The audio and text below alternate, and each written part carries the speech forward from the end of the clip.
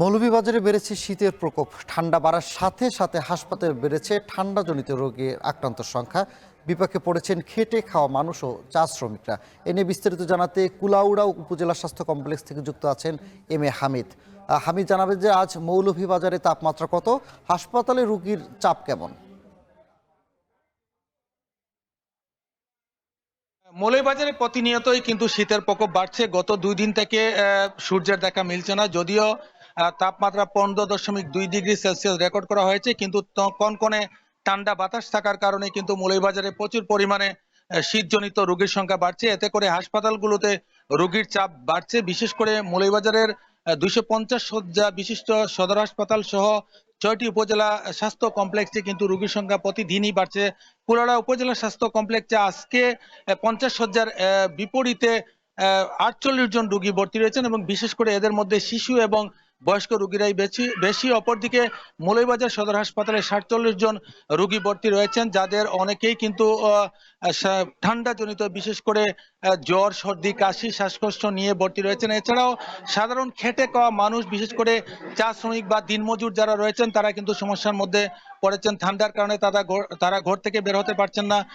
যখন সূর্য দেখা মিলে না, প্রচুর পরিমাণে কুয়াশা থাকে, তখন যানবাহন কিন্তু লাইট জ্বালিয়ে চলাচল করে। এবং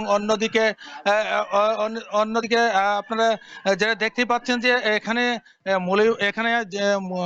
যে হাসপাতাল রয়েছে, কুলাউড়া হাসপাতাল, সেখানে দেখতে পাচ্ছেন যে প্রতিটি বেডেই কিন্তু প্রচুর পরিমাণে রোগী রয়েছেন, এবং প্রতি বেডে 1 থেকে 2 জন রোগী অবস্থান করছেন, এবং সেখানে রোগীর সংখ্যা সবচেয়ে বেশি হচ্ছে যে শিশুরা, এবং অন্যান্য যে ওয়ার্ড রয়েছে সেগুলোতে কিন্তু বয়স্করা রয়েছেন। এছাড়া জেলার সার্বিক পরিস্থিতি যদি বলা যায়, সেক্ষেত্রে প্রতিটি গরম কাপড়ের দোকানে বিক্রি বৃদ্ধি পেয়েছে, এবং অনেকেই কিন্তু সেখান থেকে গরম কাপড় কেনার জন্য তারা তারা চেষ্টা চালিয়ে যাচ্ছেন। এবং সরকারের পক্ষ থেকেও কিন্তু ইতিমধ্যে প্রায় 7 থেকে 8 লক্ষ টাকার গরম কাপড় বিক্রি হয়েছে, বিক্রি না, বরাদ্দ দেওয়া হয়েছে। এবং অন্যান্য যে সামাজিক সংগঠনগুলো যেগুলো আছে, সেগুলো কিন্তু তাদের পক্ষ থেকে বিভিন্ন জায়গায় গরম কাপড় বিতরণ করছেন। তারপরেও সাধারণ জনগণ যারা রয়েছেন, বিশেষ করে চা জনগোষ্ঠী যারা রয়েছেন, তারা বলছেন যে তারা তেমন করে শীতের কাপড় পাচ্ছেন না। অর্থাৎ চা বাগানের যে মালিকরা রয়েছেন, তারা দিলেও কিন্তু সরকারের পক্ষ থেকে পর্যাপ্ত পরিমাণে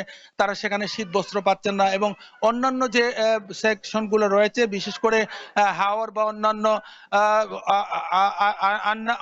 যে অন্যান্য যে সেকশন রয়েছে, বিশেষ করে আপনারা জানেন যে মৌলভীবাজার জেলা হচ্ছে যে হাওর এবং চা অধ্যুষিত, এবং হাওরের যে জনগোষ্ঠী রয়েছেন, তারা কিন্তু শীতের প্রকোপের মধ্যে পড়েছেন, এবং হাসপাতালের যে কর্তৃপক্ষ রয়েছেন, তারা রোগীদেরকে সেবা দিতে গিয়ে হিমশিম খেতে হচ্ছে। প্রতিদিনই রোগীর সংখ্যা বাড়ছে। এবং কুলাউড়া উপজেলার স্বাস্থ্য কমপ্লেক্সের কথা যদি বলি, গতকালকে এখানে 57 জন রোগী ভর্তি ছিল, এবং আজকে 48 জন রয়েছে। এছাড়া প্রতিটি যে উপজেলা স্বাস্থ্য কমপ্লেক্স রয়েছে, সবগুলোতেই কিন্তু রোগীর সংখ্যা দিন দিন বৃদ্ধি পাচ্ছে। এছাড়াও আউটডোর থেকে রোগীরা প্রতিদিনই কিন্তু উপজেলা স্বাস্থ্য কমপ্লেক্সে 2 থেকে 300 বা 500 রোগী সেখানে চিকিৎসা নিচ্ছেন। এবং অপরদিকে মৌলভীবাজার 250 সদর হাসপাতালে সেখানে কিন্তু বেশি রোগী নিচ্ছেন না, 7 থেকে 800। এবং আমি কথা বলেছিলাম আনিসুর রহমান পর্যবেক্ষক আবহাওয়া অফিসের সাথে, তিনি জানিয়েছেন যে 5 দিন পরে আরো ঠান্ডার প্রকোপ বাড়বে, কারণ এখন আকাশে বৃষ্টি বা মেঘ রয়েছে, সেটা কেটে গেলে মৌলভীবাজারে শীতের প্রকোপ বাড়বে।